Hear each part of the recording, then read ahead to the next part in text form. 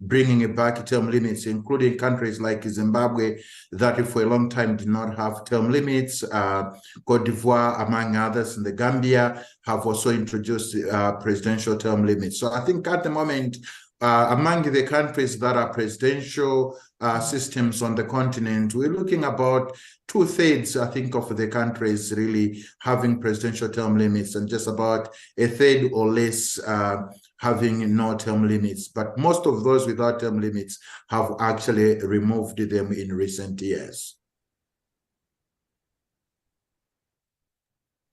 Brilliant. Thank you so much, Bonnie. I wanted to follow up quickly because in some cursory research for the show, it seemed, at least on a surface level, that those African countries, some of which you named, that have retained term limits are certainly more democratic, but in many cases, they seem to be more economically vibrant and prosperous than the ones that have removed them, which have often been led by former military, rebel groups, or coup leaders. So what more from the data that you have do we know about where term limits are respected? What does that tell us about those countries? And what are some of the key elements that set them apart from their counterparts? Yeah, so, maybe I think the best way to answer that question is to look at what are some of the strengths and arguments in favor of term limits. And I think one of the key arguments in favor of term limits is, I think, the fact that they promote leadership alternation. And by having new leaders, it also gives opportunities for new individuals to bring in new ideas and test them, and new ideas, not only ideas, but also policies that are tested, and then they can lead to the improvements of their countries. So they can not only promote leadership alternation, but they also help to address, I think, issues of where you can have static policies. If you take countries like Cameroon, for example, where President Paul Biya has been in power since 1981. In terms of, I think, the policies, the development policies for Cameroon, you see that they are stuck with the same ideas that to a certain extent they started off in 1981. When you contrast that with countries like Ghana, for example, where term limits have led, I think, to a tradition where, a president from one political party, usually they stay in office for 2 terms, and then usually they are followed by alternation with the leadership, and then a new individual comes in from the opposition party. They get their 8 years, and then there's another alternation. In the process, you get this continuous change of ideas, but also the parties that are in power know that if they don't and they fail to deliver, they will always be replaced by the opposition. So this kind of interchange of ideas and competition of ideas rather helps to bring in fresh ideas, and that can spur development. So you see that a lot of the countries that have embraced term limits tend to be, to develop, but also to develop, I think, from a political point of view. So term limits also help to strengthen and consolidate democracy, in the sense that when you have new leaders, it also, and the alternation, it does create confidence among the public that our vote does count. And in the process, it can help to spur voter turnout, higher voter turnout, because people are encouraged that, yes, if we show up to vote, our vote can, is going to make a difference. When you contrast with the countries where there could be elections, for example, Uganda, but the result is a foregone conclusion. Usually, this leads to discouraging individuals from showing up to vote. So you see that turnout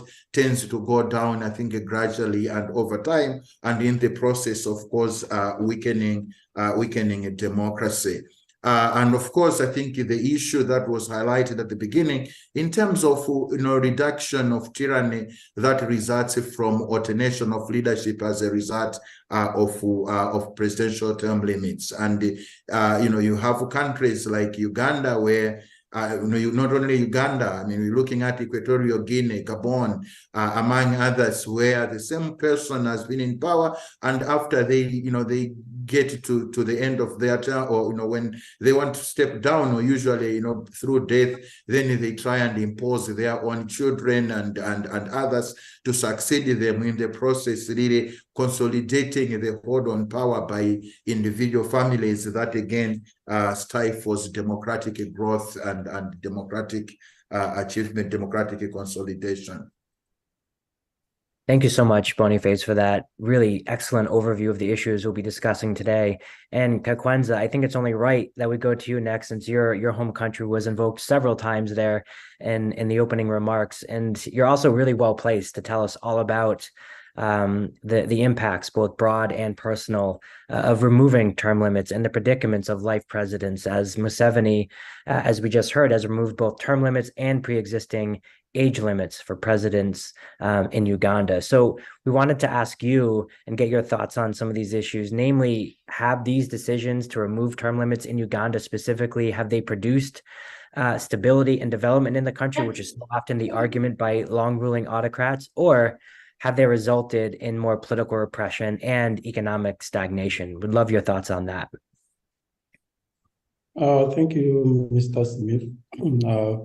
First of all, term limits were put in our constitution in Uganda in 1995, and which was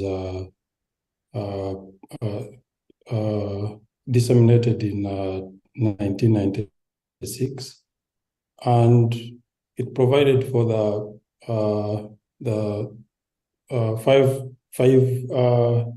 5 years for the president to be in office, and then renew to another 5 years. That is 10-year term limit. So in 2005, the term limits were removed again to allow Mr. Museveni to contest again for the presidency. So that it constituted a basic structure of the constitution that cannot be erased by the legislature. But he used the institution, he manipulated the institutions like parliament, like the judiciary, which interpreted the law, to remove the term limits in exchange for political pluralism, in exchange for a return of the multi-party democracy, which is actually also a facade. So the main purpose as to why the term limits were removed was, however much they tried to lie around, it was to allow future presidents to contest again and again, as well as they wished, until they reached age 75. The limit was removed. So removed for future presidents to rule the way they wanted. Why would it be a beneficiary to the incumbent president? So ever since it was removed, he reasoned that the presence of the term limit in the constitution was hampering on his ability to transform the country.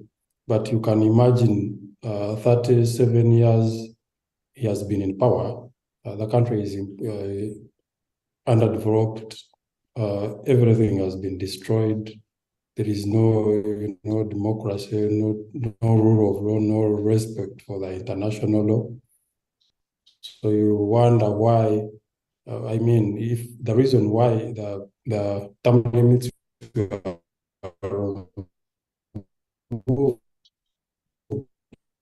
was to give him a chance to finish whatever he had, plunging into impoverishment.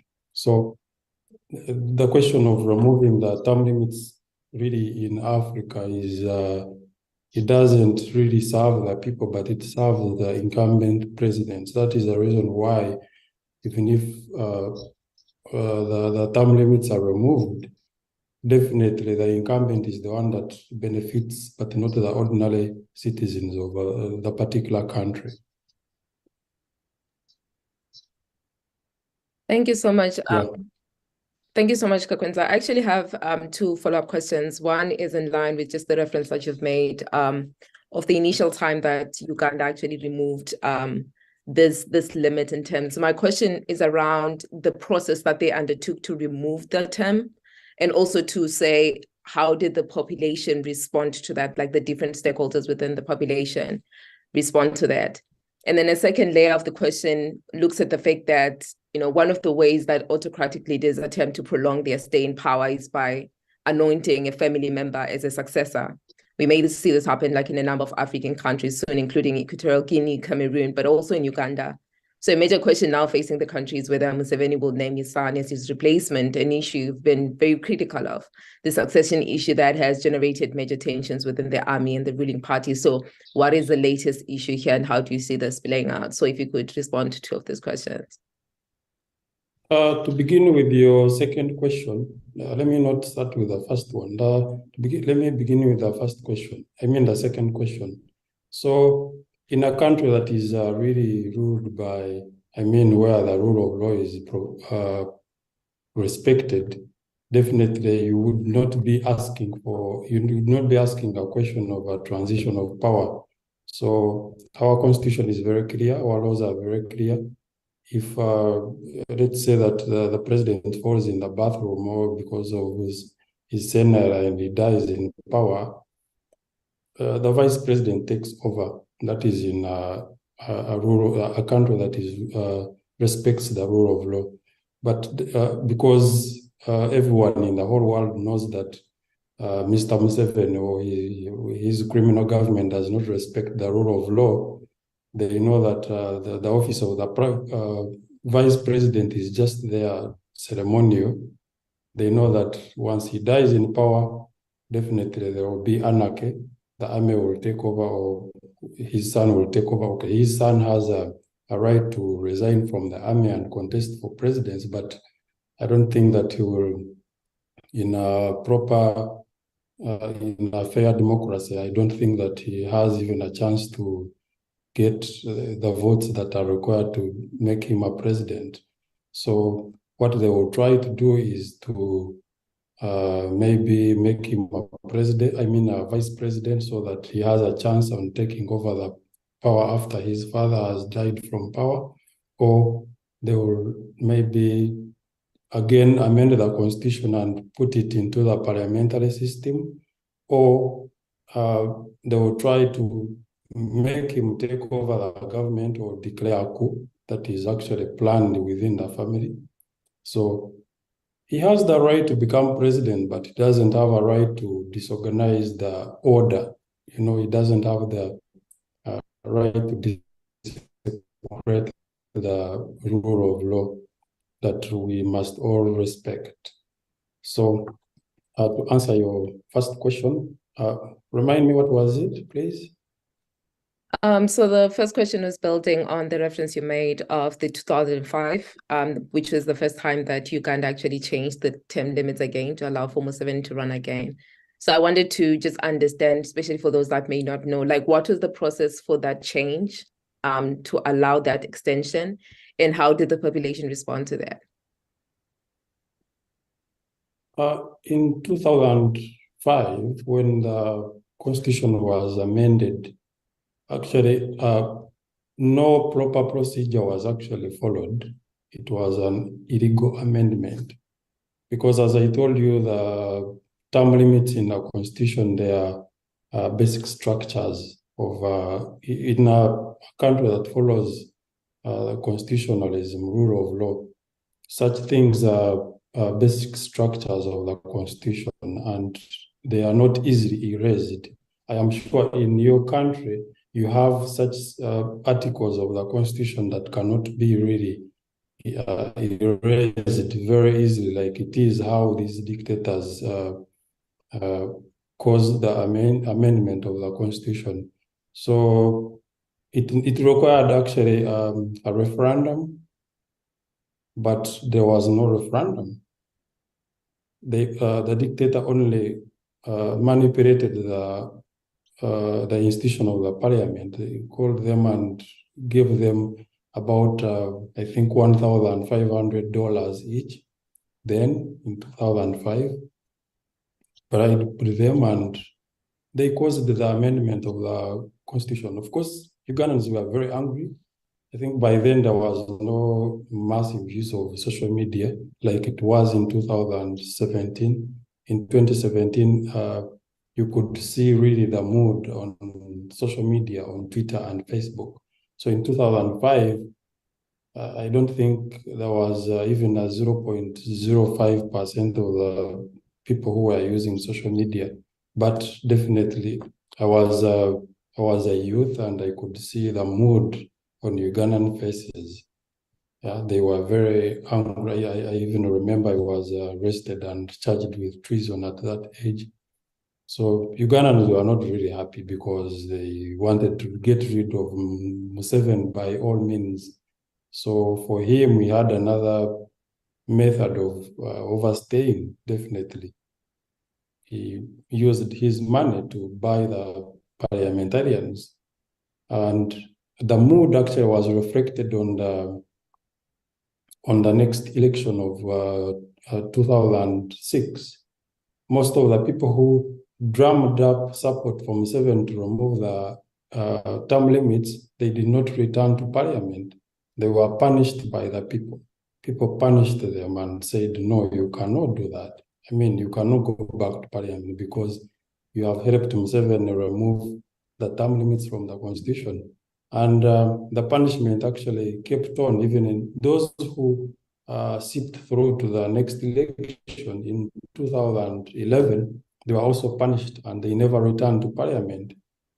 Actually, you can count, maybe there are not even more than 20 members of parliament right now who composed this parliament, who removed the term limits from the constitution. So they were punished. So, and I think the punishment continues. Ugandans were not really happy. Thank you so much for that reflection. And I think it's just the trend within the continent in a lot of those countries where they've actually explored or changed the term limits. It's interesting how they've got to break more provisions of the law to actually ensure this extension of their term in office. And then I want to bring Boso into the conversation because the term limit debate is a live one in Senegal, where President Macky Sall recently promised to not run for a third term in the upcoming election. So many Senegalese, however, believe that he has ambitions to either remain in office or maintain power behind the scenes by supporting his current prime minister as ruling party candidate. Given all of this and based on your reporting, Boso, what do you think President Sall ultimately pledged to stand down?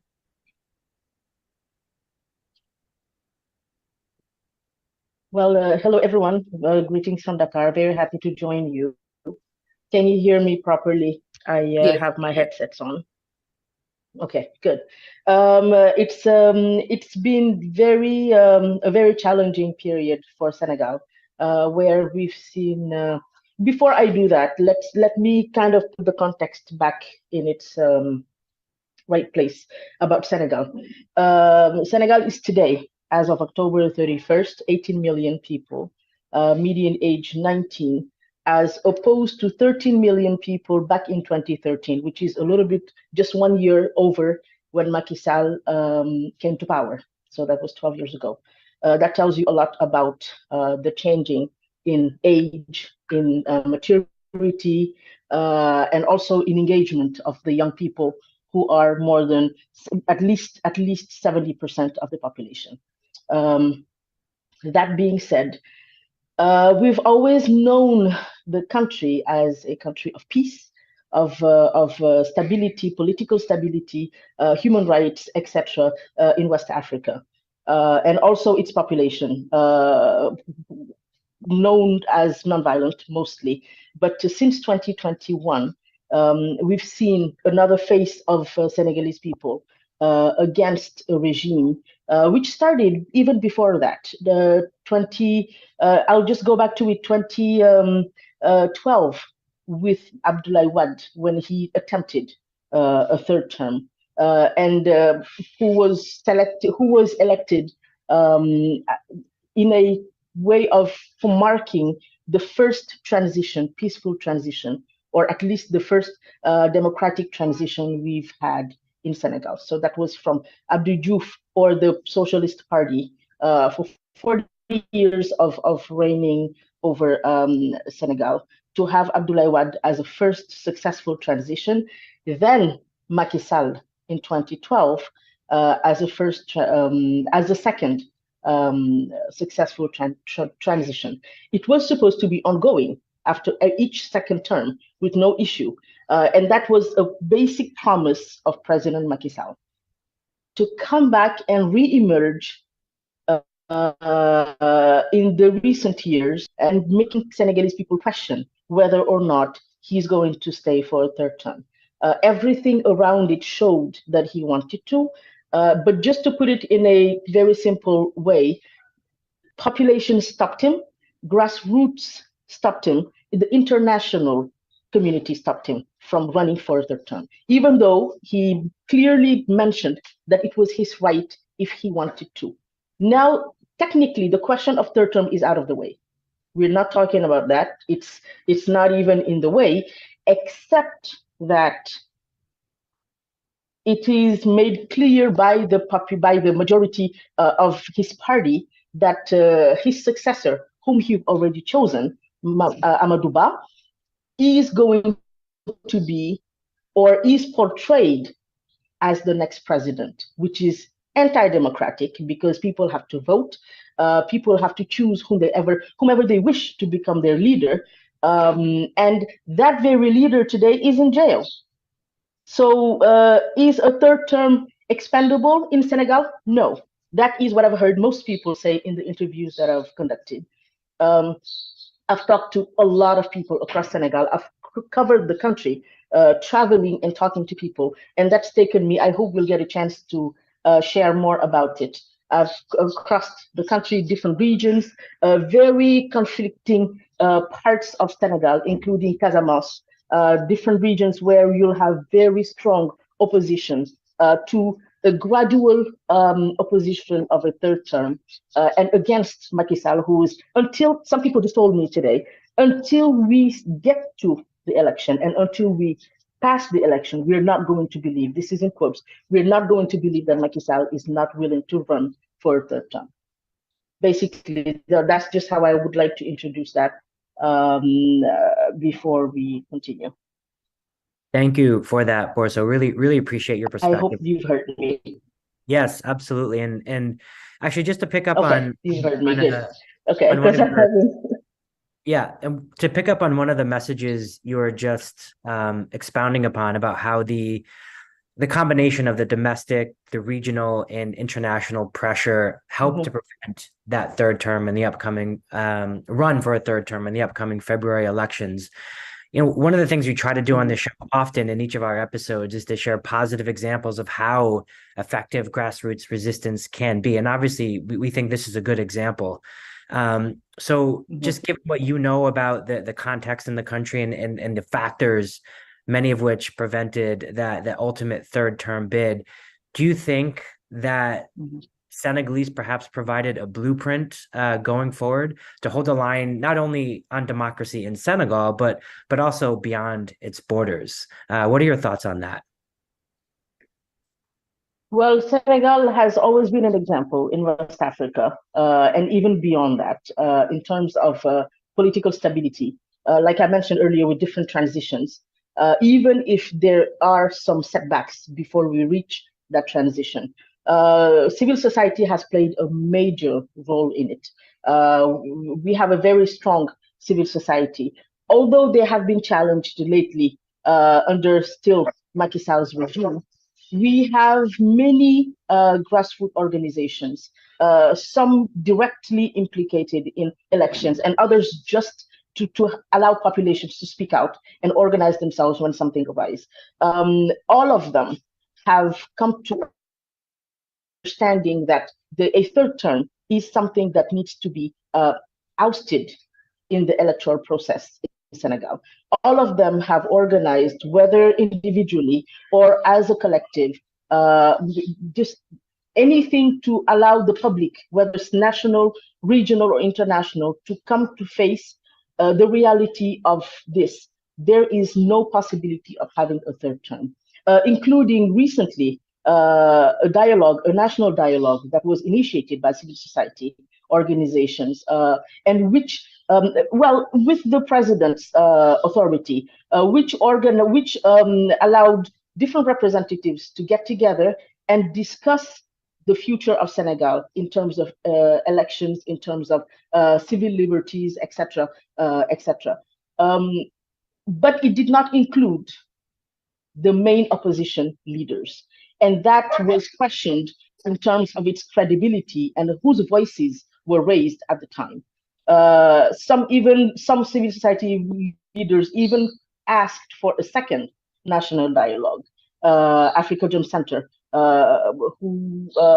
which tried to keep questioning the reliability of politicians in Senegal, questioning the importance of free speech.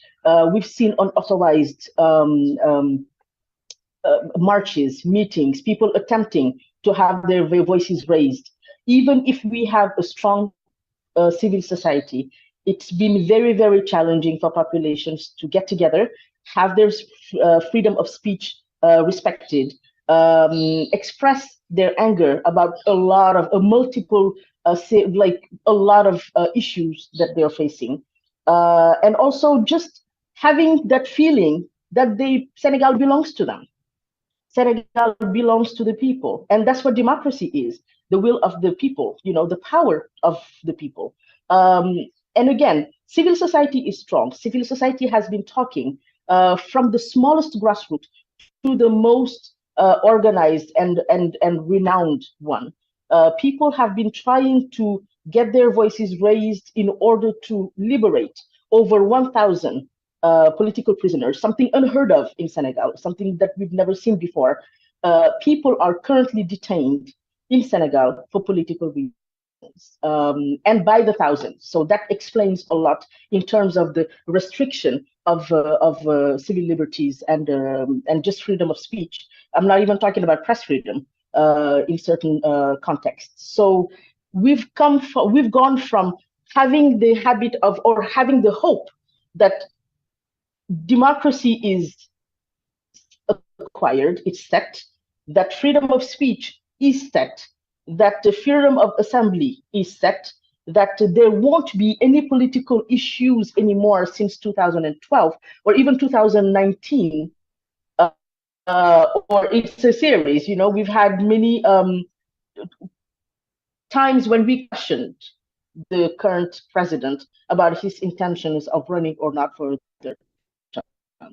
So having all those questions have led today to seeing and putting into parallel with what we're seeing. On one hand, there is a possibility to believe that things will evolve before the elections, and on the other, when we look at all the people detained for political reasons, when we look at the political leaders of the main opposition party, when we see that marches are unauthorized, when we see just freedom of speech being limited, we question whether or not the real intention here for the incumbent president is to run for a third term or not. Because what we see is, if the person he's chosen, Amadou Ba, becomes the president, then that means he's chosen his successor for the country. And this is not how it's supposed to be. We fought against that for Abdoulaye Wade. And there's no way Macky Sall can choose, and this is the people's voice, this is the people understanding, there's no way Macky Sall can choose his successor for the country. This is a democratic model that we have with people voting. The system has given 1 month period, just 1 month, for people to go and register for the next votes. You can imagine that, 1 month for people in Senegal and in the diaspora. So it was a big rush.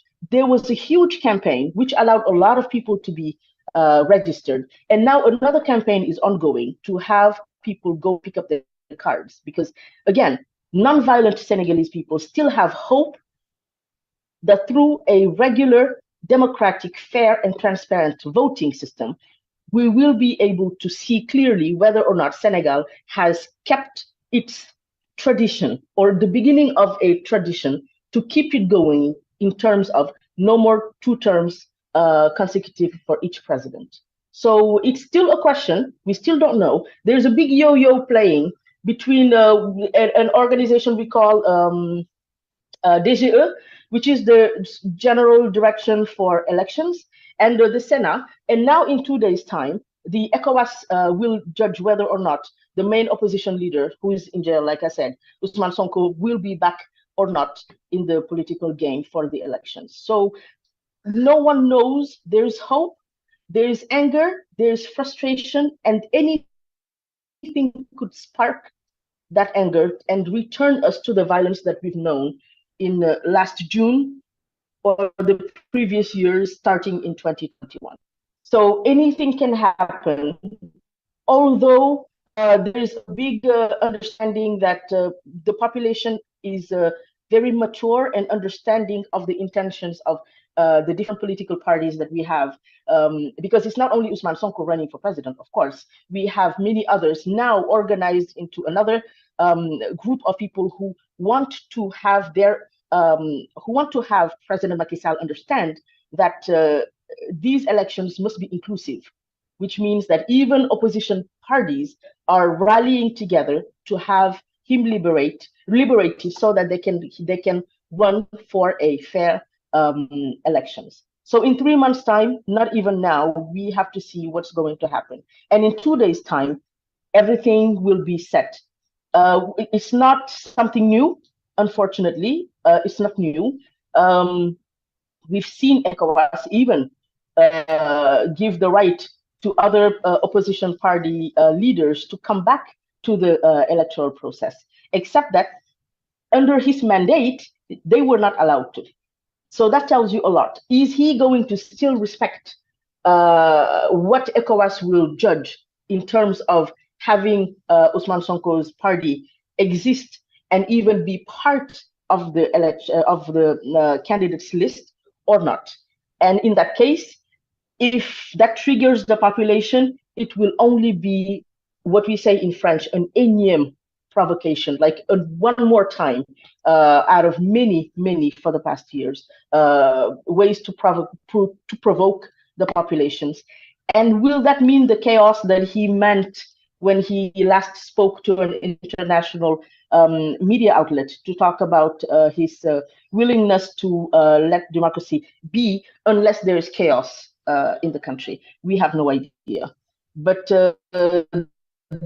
coming back to the civil society, they've been very present, very outspoken, very strong in terms of representing the populations, except that to which ear does that enter? That's another question.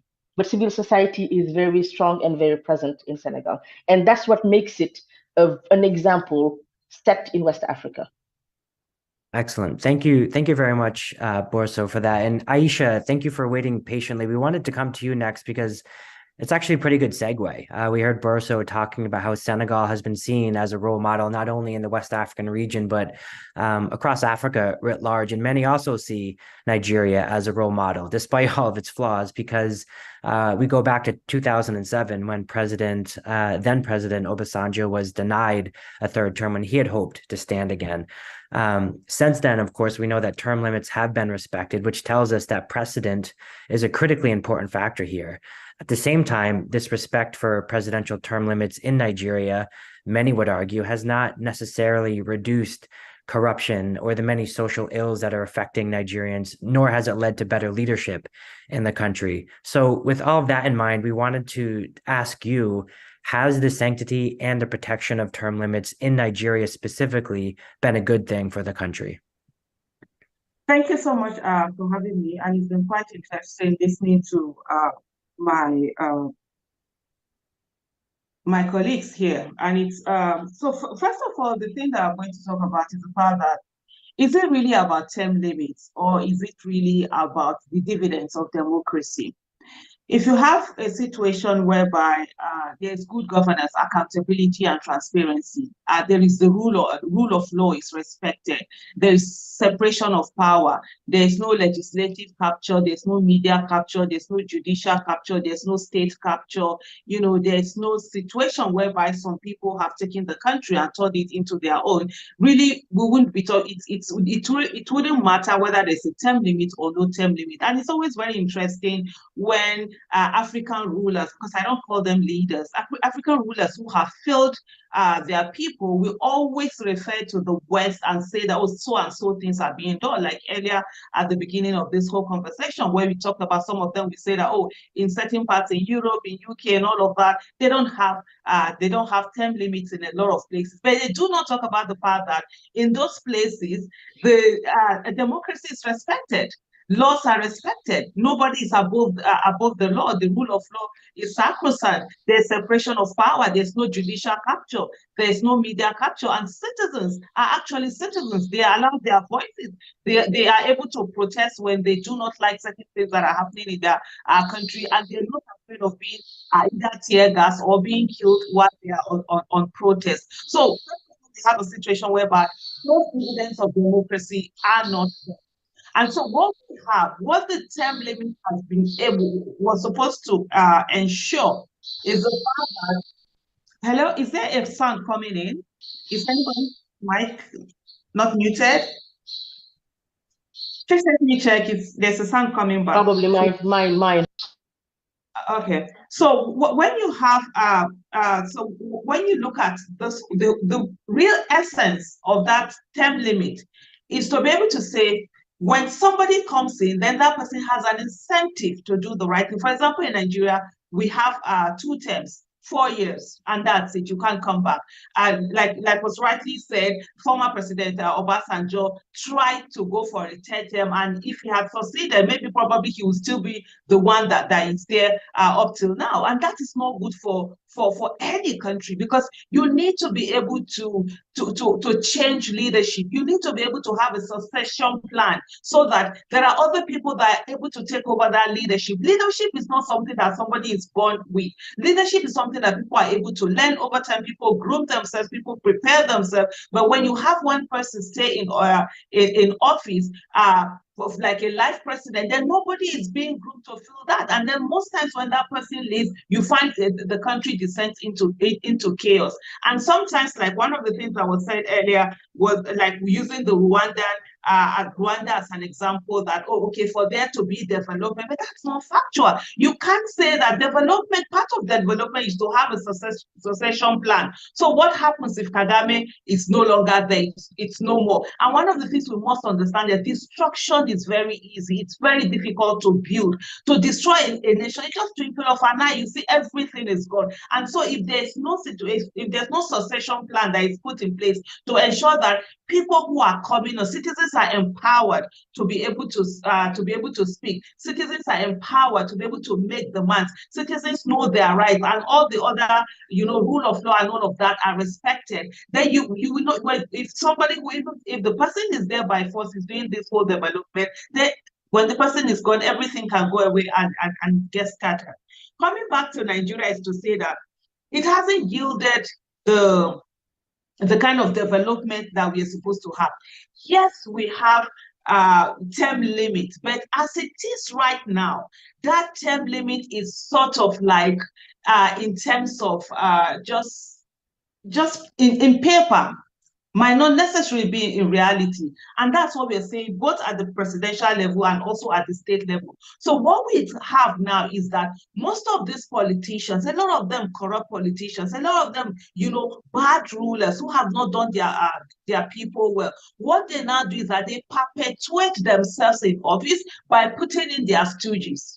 And so they put in their stooges to continue to perpetuate themselves in office. You find a few months ago, or maybe a few weeks ago, there was a fight that went on between a particular state in the southern part of Nigeria called River State, where the predecessor and the successor, they were fighting over what? apparently he had placed this stooge in. There were certain things, there were allegations of, oh, there are certain billions of naira he expects him to bring every month. He put in the people that are in the cabinet and all of that. So more or less like still be the governor, de facto governor. And then of course, the successor sort of like, rebelled. And then that was when the fight came into the public. So that's what we are having right now, where they continue to perpetuate themselves in office. And at the end of the day, it is not yielding that development that they were all looking for, that citizens are looking for. Very, very important is also the issue of the capture, the judicial capture and legislative capture. So you find an executive that is supposed to be the weakest arm amongst the three of them, but because it is the one that has executive power, it is the one with the money, and now it is controlling the other two arms. So you find that like the last National Assembly we called it rubber stamp National Assembly, because whatever it was that the executive wanted, they gave it to the executive. And even this one that we have right now at the 10th Assembly, it looks as if it's going to be worse. It's already acting in a way that it's worse than that. So they are able to get everything they want by having that legislative capture and just get things through. And then when it comes to the judiciary, also the judiciary is captured, and then you have situation whereby there's judicial legitimization of things that are illegal, things that are not done in the proper way. Like the last election that we had in Nigeria, the present person who is occupying the office of the president in Nigeria did not win the 2023 election. And so, but the judiciary, enforced that on the people. And then now we just came out of last Saturday, there was election in 3 states in Nigeria, and everything about free and fair election was thrown away. And it seems as if with the fact that there was that judicial stamp on illegality has given our politicians also the enabling environment, the audacity, the impunity for them to go on and steal the mandate of the people and kill main people. You have places where election did not happen, the results came out. We have 2 states where results were already produced before people even went out to go and vote. And so continuously, when you continue to steal the mandate of the people, I think that's where the real problem is, because people are now helpless. People are helpless. People don't have belief in their country again, because their power has been taken away from them. They are disillusioned. There's no trust in the system. There's no confidence in the system. And so nobody wants to associate. Nobody is patriotic. Everybody just sort of like go their own way, and that's quite dangerous for the country, and that's what we're experiencing right now in Nigeria. So at the end of the day, it's about getting those respect for democratic process. And one of the things I'll just quickly throw in while I round up is to say that we also need to get to a place where there's a universal standard of free, fair, credible election, because part of the hypocrisy that we've seen from the Committee of Nations and also international organizations is the fact that certain elections in certain places, even when they are not free, fair, credible, the world wants to move on. Oh, okay, they want stability. You can't have stability when there's no justice. And when they steal the mandate of the people, that's injustice of the highest order. Until and unless we begin to treat political coup and civilian coup the same way we treat military coup, I mean, people will continue to do what they want to do in terms of extending, removing term limits, in terms of rigging their way into office, and then they will continue to get away with it. These are things that need to be addressed so that the people can begin to get good governance, accountability, and transparency. Thank you very much. Thank you so much, Aisha, for that extensive submission. I have 2 follow-up questions for you, and one of them just builds on the example that you gave of the state capture of the judiciary, for instance. And my question is pretty maybe straightforward in its form, but maybe not so much in its response, to say, when systems fail, because normally people expect the courts to be the ones that step in to solve or to kind of intervene on behalf of the citizens.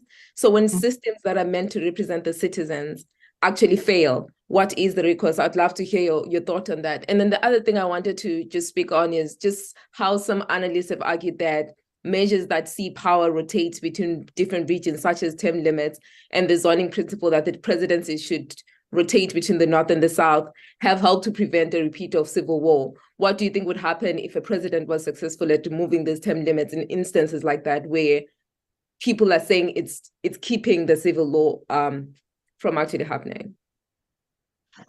So I will start with the issue when system fails. Honestly, it's such it puts people in a very hopeless situation. The judiciary is supposed to be the last resort of the common man. But unfortunately, in Nigeria, the judiciary is now the plaything of corrupt politicians. And that's why you see a lot of them, we mock people and say that we rig election, they'll say, go to court because they know there's nothing. So I don't have, like you just rightly put it, I don't have a straightforward answer. But I think one of the things that really needs to happen is that citizens have to get to a place where we understand that good must be more tenacious than evil. We can't keep giving up and going away and saying that, oh, because these people have rigged the system so much, it's stacked against us, we move on. Is to be there, is to be consistent. And one of the things that we need to focus on really is to focus on the legislative arm of government. The legislative arm of government is the bedrock of democracy. They make laws, they have oversight functions, they hold executive accountable. They are the ones that ratify treaties, they are the ones that appointments that are done, that they will, what's the word I'm looking for now? They will accept appointments that are made into key situations. So if we're able to just pay on, I think what needs to be done is to slowly and consistently and tenaciously continue to begin to vote in people. Like, for example, in Nigeria, we have the state legislative arm, and we also have the federal legislative arm, which is the National Assembly and the state houses of assembly. So begin to get people with competence, character, and capacity get into office. We must get to a place where citizens understand that politics it's not a dirty game that we all stay from. We need to come in and clean it up. We must get people who have second jobs to be in politics and not people who are dependent on politics for them to have their daily lives. So we must get people with competence, character, capacity, begin to get into this process, vote them into the legislative arm of government, and little by little we'll begin to change those laws from within and begin to strengthen the system. Because otherwise, this state capture, it's massive. It's almost like you're hitting your head against the brick wall. But those are the things that needs to be done, because if we're able to strengthen the legislative arm of government, it's more powerful than the executive. It's just that it doesn't have as much money as the executive. So if we're able to strengthen it with people who cannot easily be bought, people who, when they are making laws, it's not about their selfish interest, but the interest of the country. And so in a little way, you begin to build up system. Because it's all about the laws. For example, the Chief Justice of Nigeria has too many powers, in that office. The President of Nigeria has too many powers that is in that office. And the legislative arm of government can begin to take away from these powers that they use to subvert the system and make it and begin to have institutions that are stronger, so that we have stronger institutions rather than us having strong men and strong women in office. I think that the other question that the analyst talking about power rotation. So the thing in Nigeria is that there are two sets of citizens in Nigeria, and it's the have and the have-nots. What we constantly have is that people talk about this South, North, Muslim, Christians, and all of that, all these divides. At the end of the day, the people, the political class, the few political class, they don't have this. There is no North, South amongst them. There is no religion.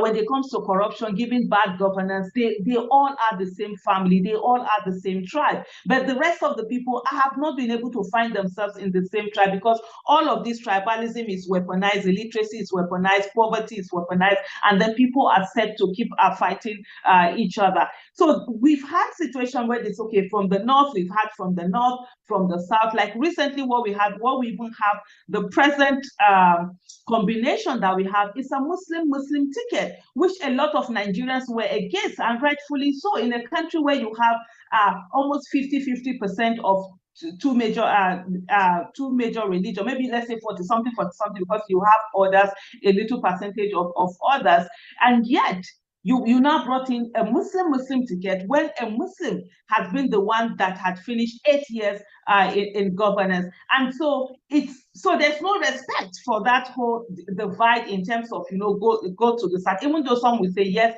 it had come to the southern part of the country. But there is a precedent that is being set, which is now look like almost as if, it's going to be Muslims that will continue to rule in Nigeria for the next few years. Because when you're done, you expect, okay, maybe if there's an 8 years with a southern Muslim, then it comes to the north again, they will say, it has to be a northern Muslim, which is not healthy for the country at all, because that's not the path of justice.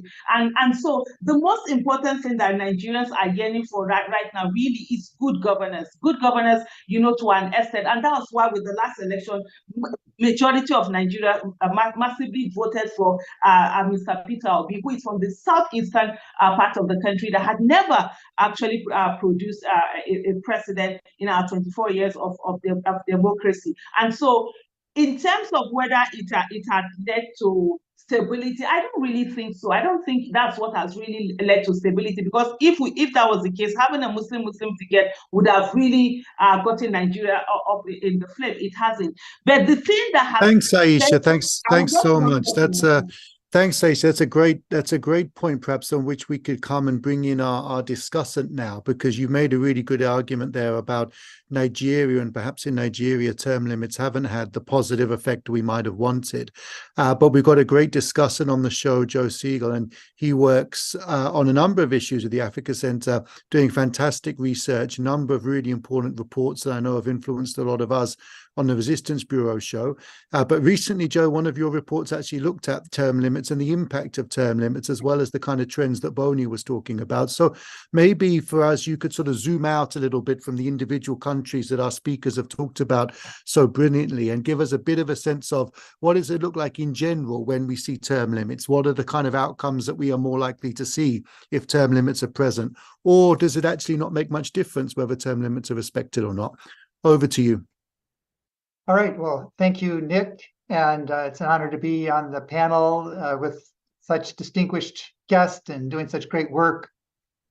Yeah, I think the value I can add is zooming out and giving that bigger picture perspective, and listening to the other panelists. Really, there's 4 points that come to mind that I think are worth really capturing here. The first is a point made by several of the panelists, that when we talk about term limits, it isn't an isolated event. When a leader or a ruler, as Alicia says, when they try to evade term limits, they usually aren't just evading term limits. They're also tending to violate a host of other means of constraints on the executive. They're unwilling to respect the rule of law. And so it's important to understand that the whole goal of term limits is try to create a constraint, usually in countries that don't have very strong checks and balances. And so it's a means of trying to constrain the power of that executive, so that they have more incentives to do things that are going to be in the interest of citizens. And we find that when a leader does evade term limits, they don't just tend to evade it one time. They tend to do it again and again and again, and it leads to other forms of impunity. So I think the first point, term limits, is about respecting the rule of law. The second point I would make, Nick, is your question, does it matter? And the evidence shows that it matters quite a lot. Just a few measures of this. If you look at the Freedom House Freedom Index, it's a 0 to 100 score. We see that in countries in Africa that uphold term limits, their average score is 65. For those that don't uphold term limits, it's a 21. So a huge difference in terms of quality of governance. Not to say that the countries that uphold term limits don't have problems, but big differences in respect for civil liberties and political rights. Similar for corruption on Transparency International's corruption perception rankings, 180 country ranking. The median for countries in Africa that respect term limits is about 83. But for countries that don't respect term limits, it's 142. So there's a 60-place difference in that rankings, depending on which countries are respecting term limits versus which don't. We see this in terms of links to conflict as well. Just under 40% of countries that don't respect term limits in Africa are in conflict. And for countries that do respect term limits, it's about 11%. So significant differences in stability that we see on this measure, which of course is reflective of other aspects of governance in these countries. The third point I would make, and which hasn't come up, is that where there's often an overlap between term limit evasions and military intervention. So of the 8 countries that have had coups on the continent, since 2017, 5 of them were countries that previously had leaders that evaded term limits. And so there's a link that once you see a violation of the Constitution through term limit evasions, it encourages the politicization of the military, it encourages military interventions. But then that relationship is also reversed. Of the 14 countries where we've seen term limit evasions since 2015, 10 of those leaders came into office through coups or military interventions. And so there's a really powerful link there that, when military actors take power extra constitutionally, they tend not to want to give it up through constitutional means. And so really trying to enforce the norms of constitutionality is important because once leaders are in power and they evade term limits, we find that on average, they're in power for 16 years. In countries where people where leaders respect term limits, it's about 5 years. So huge differences. That brings me to the last point, and this was made in reference to Senegal. But part of the purpose of term limits is to say that it's not up to the discretion of a leader to say when you're going to leave office. The whole point is to create a regulatory mechanism where they've done their time and then they step aside. It's meant to routinize succession. Because once in power, power is intoxicating. If you just leave it to the leader to say, well, yeah, I won't go for a third term, it is, of course, playing to their better sides of their human nature, which we can't rely on. These are meant to be legally binding restrictions so that you avoid the consolidation of power, that you facilitate stable successions. And I think just to end on a positive note, Africa does have precedents for this.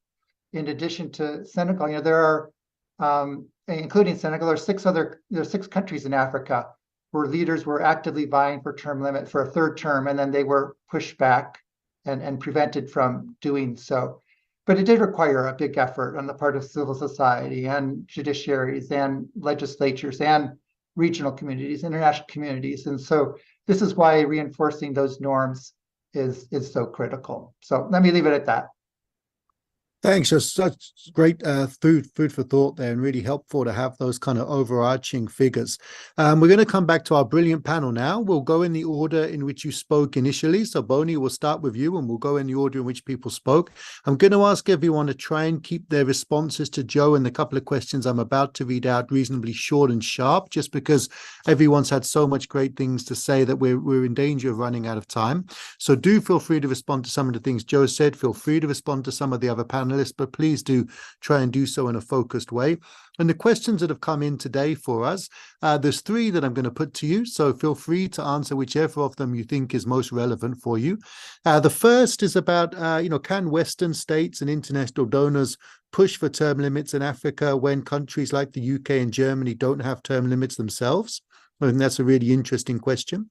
Second, based on some of the correlations we see, we know that countries that start respecting term limits tend to keep respecting them, and of course countries that don't respect term limits early on then get presidents for life, which sort of shuts down the question of whether or not term limits are going to be respected. So one of our viewers is asking, how can we try and actually re-establish term limits when they're removed, and how can we try and make sure that we get that initial respect for term limits that seems to set that positive precedent that Jeff was talking about just a moment ago?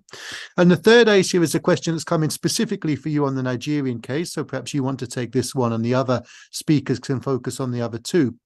And it's about the situation in Nigeria. And this viewer sort of agrees with you that the situation is rather bleak and that term limits have not led to good governance, but also wonders how Nigeria would look if it had had the same president since 1999, which would be the implication perhaps if you hadn't had term limits, and whether or not that might have increased the risk of a coup and conflict and violence, for example, because some of the communities who didn't feel represented by that president would have felt increasingly isolated and excluded within the Nigerian political system. So as I said, we'll start with you, Bonnie, if that's okay. You've got a couple of questions there to choose from, but also feel free to respond to Joe's more general points, and then we'll go in the order in which the panelists spoke and wrap up with Jeff and Mantade after that. So over to you, Bonnie. Thanks, Nick. And again, thanks to my fellow panelists. Let me respond, I think, to the first two questions that have been posed. And I think the first one, whether European countries can push for term limits when they themselves do not have such rules. I wanted us to take us back to the origins and rationale for presidential term limits. And I think we could go back to ancient Greece. Term limits were primarily introduced to control holders of unipersonal power. And these are offices that hold so much power as an individual. And that's why we talk about the presidential term limits rather than parliamentary term limits, for example. Most African countries are presidential systems, and the term limits come in to control the exercise of that power of the office of the president, which tends to be more personalized.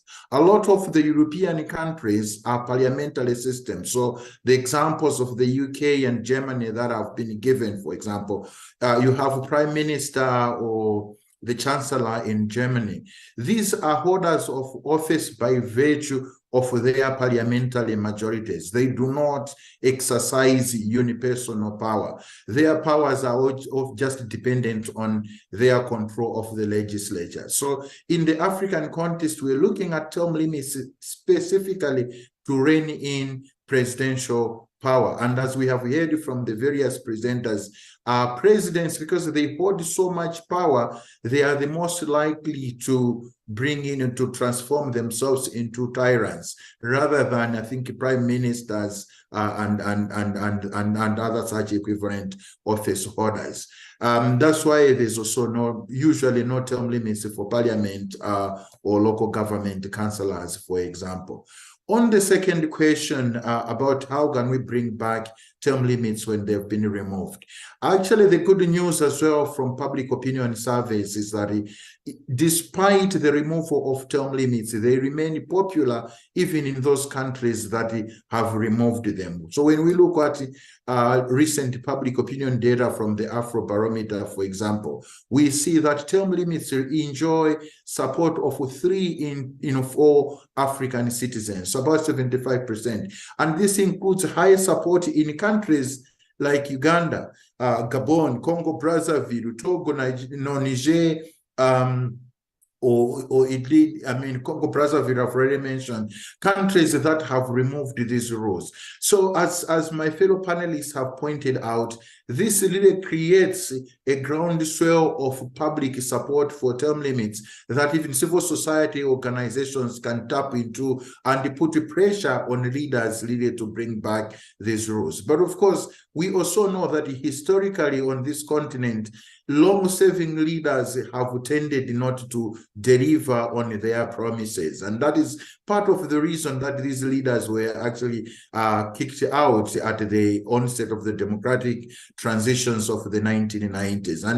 And most of the term limits really were brought back after the 1990s. So despite the fact that they have been removed in several countries, that doesn't mean that there is no opportunity to bring them back. Indeed, even some of the long-serving leaders that we've talked about this evening have themselves realize the value of term limits. The Ugandan President Yoweri Museveni that my colleague talked about, for example, when he came into power in 1986, in his inaugural speech, he did acknowledge that one of the biggest problems that Africa faces is due to leaders who overstay in power. And he had promised actually to stay in office for just 3 years before he would step aside to allow others to come in. Of course, perhaps, President Museveni has his own way of counting how long 3 years is, because 1986 to now is certainly longer than the 3 years that he had promised. So I think there is still hope to the extent that ordinary African citizens from South Africa to Egypt and from Senegal all the way to Somalia, there is a strong support for these rules, and that creates, I think, opportunities to bring them back when they have been removed. Thank you. Thank you so much, Boniface. And Kakwenza, we wanted to give you an opportunity for some concluding remarks as well. And I think it's really a really great segue, because we heard Boniface mention Uganda again several times, and we look back to when Museveni first came to power, and there's that famous quote out there in which he says the problem of Africa in general, and Uganda in particular, is not the people of the country, but the leaders who overstay in power. So I think we should all be mindful of that while having this discussion. But Kakwenza, over to you for some concluding remarks. Thank you so much. Thank you so much. I don't think that I have any problem with term limits if they are removed from any constitution, as long as, like for example, if you look at Germany, they do not have term limits, but it is a credible government. It is an effective government. Power belongs to the people. They can get rid of the chancellor. They can get rid of any politician when they feel they are dissatisfied with what the politician has achieved or what the politician has helped the people. So in Africa, back in Africa, specifically in Uganda, term limits were removed specifically because Museveni is a criminal. He has done a lot of criminal things, and he wants to circumvent from prosecution. Okay, he can as well change the constitution and say that a president who has left power cannot be prosecuted for any crime. But again, jungle justice, people who are really annoyed with someone who has been oppressing them, they can do anything after he doesn't have power. So one, Museveni is using the power to steal, to loot, to plunder, not only in Uganda, but also neighboring countries. And he's also using the power as retirement. Maybe he thinks that he's just in retirement and is waiting to die. He wants to die in power. So if really power belonged to the people in Uganda, and Museveni tried to change the constitution to benefit him, they would say no. In 2006 election, they would really catapult him. They would use the power of the vote to catapult him. And okay, they did. I remember in 2006, Kizza Besigye won the election.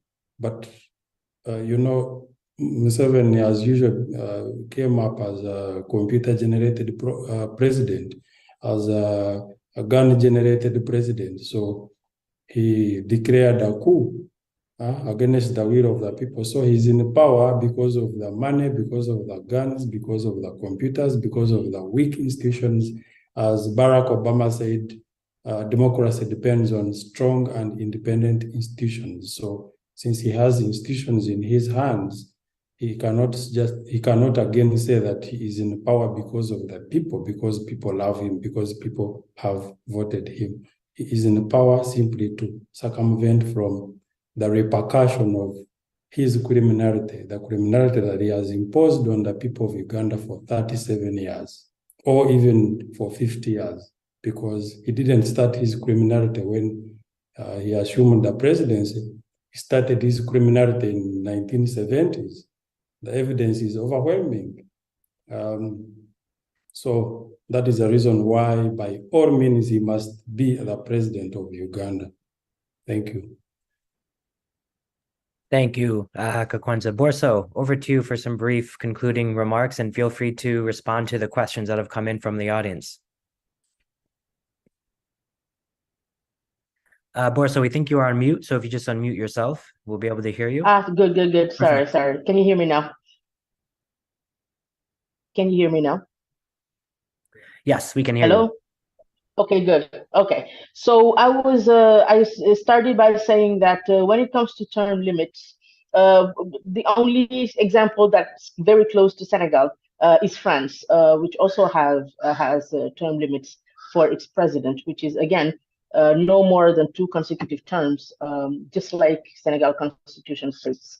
That said, luckily for Senegal, when we look at the trends from 2000 to today, there is no reason to re-establish term limits as they have not been removed. And that is why people are clinging onto this principle of not having anyone, no president, come in between this new tradition that's going on and any idea of staying president for life, or even for more than 12 years, or even less than that. It depends from what we are going to see in the future. When I finish by saying that, I would like to also state this. Senegal has experienced physical violence from the authorities and psychological violence. What we've seen so far is physical violence. That's what triggered June 1st, June 2nd, before that 2021, etc.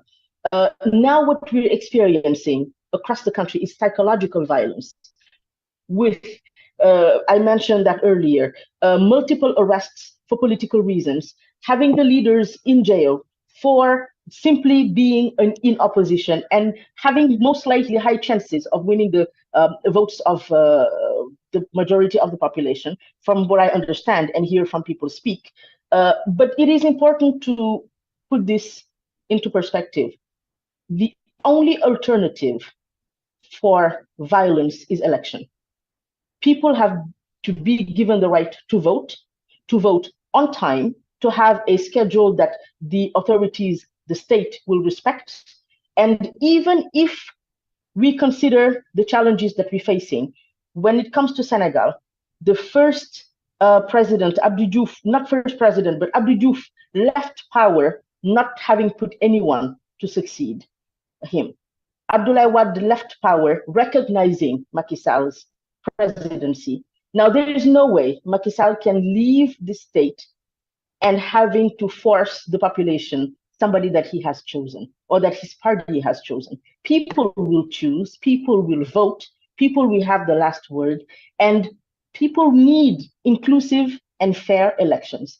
Out of all my interviews, that's what comes out the most. So we're not talking about here re-establishing something that has been removed in Senegal. We're talking about in continuity, seeing a third transition, a fair transition, and something that will be using the last word of the people, which is the elections of February 2024. So basically, that's what I would like to share. And the narrative of Senegal is simple. Really, people need to go back to peace. People need to go back to the stability that they have known. And people just need to be given the chance to feel that the country is for them and not for an elite. Thank you very much. Thank you very much, Boris. So I think it's really important just to underscore that one point you made about precedent and just repeat the fact that we know not a single president in an African country where term limits have been respected has attempted to roll back that precedent by running for a third term. So I think it's really important, a really important takeaway from today, the fact that nothing in politics, certainly nothing in African politics is certain, except it would seem that every president in a country with precedent for respecting term limits has abided by that precedent. And I think that's very, very important. With that said, Aisha, if you're still with us, back to you to hear some of your concluding remarks and perhaps respond to the question from our audience that was addressed to you. Thank you so much. So I would like to just conclude by saying that democracy without education is a disaster. And unfortunately, we have leaders, rulers who have weaponized illiteracy, and they've also weaponized poverty. Religion is being used to keep the people subjugated. And so that's how they're able to get that stability where people, there won't be an uprising and to breaking the spirit of the people. Going to the question that I was asked, definitely, I'm not against term limits, and I think from the beginning of my submission earlier on, I made that clear. The thing that I put out was to say, for those who say in Europe and some other Western countries they don't have term limits, I said they have systems that ensure whether there's term limit or no term limit, no one person is above the law. So that sort of like helps them. So in Nigeria, definitely, yes, the term limit, it helps in a way, because of course one knows that after 13 years the person has to go, even though they bring their own people. But there's also a danger of illusion. Sometimes when something, an illusion of something is there, it can actually be worse, because what we are seeing right now, like currently what we have in Nigeria right now, even the electoral body that conducts election has been bought over by a party. So the way it is going, except that we have Nigerians and we are able to come back strong and mitigate the effect, we probably are going to have one party for the rest of Nigerian whatever existence or something like that. We once had a situation like that before. So yes, term limits they are important. They help in what we have, but they also they don't solve the problem. So it's not as if you have term limits, then you're going to get that dividend of democracy that you're supposed to have. Let's not forget that politics, just like activism, is supposed to be for the greater good of the people. And unfortunately, in Nigeria and a lot of other places in Africa, it hasn't been for the greater good of the people. And we must ensure that the dividends of democracy, the people should enjoy them and be citizens in their own country and not be treated as slaves. Thank you. Thank you so much, Aisha. Joe, any concluding remarks to leave us with, perhaps on a positive note? Well, I would leave a positive note, that yes, we're talking about the countries that have evaded term limits, but there are 18 countries where they're actively upholding and retaining term limits even when they're tested, like in Senegal. And let's keep in mind, this is not a brand new idea for Africa. Between 2000 and 2014, we saw growing traction towards term limits on the continent. In fact, there were 10 leaders who stepped down after the end of their term limits during that 15-year time period. And between 2010 and 2015, there were no term limit evasions. So really the erosion we're seeing is since 2015. But just to say, Africa has been there and done this, and it is perfectly capable of reinstituting those term limits. It makes a difference. It's part of a bigger package. This is certainly a doable reform for the continent. And as we're talking about today, I think it's an important one. Absolutely. Thank you so much, Joe. And thank you so much to all of our speakers today. Mentade, I'm going to throw it back over to you to close us out. Thank you so much, Jeff, and thank you so much, everyone, for joining us today. As always, we would have loved to keep this conversation going, but time does not permit us to do so. We encourage everyone to just tune in by posting reflections, thoughts on our social media platforms to carry this conversation forward, but also to just create new ideas and inform our future conversations. As always, a well-deserved shout out to today's expert panel. We appreciate you spending time with us today, and going forward, our team looks forward to keeping in touch with all of you and highlighting the important work that you do. Please stay in touch with us between shows by visiting our website, www.theresistancebureau.com, and by subscribing on our homepage to get updates on this show and future ones, as well as show summaries, video clips of participants, and relevant research and articles on short topics. On our website, you can also revisit past shows, all of which are saved in the episode section. We're also on Twitter, Facebook, Instagram, and YouTube. We have all the bases covered. As a final note, the continued impact of the Resistance Bureau is a testament to the efforts of our international team. Thanks to our tech leads, Peter Dory, and our creative advisor, Ndondo Msaga, we're always working behind the scenes to make this show a vibrant and successful one. To our audience, thanks again for joining us today, and we look forward to seeing you again next time. Take good care, and goodbye for now.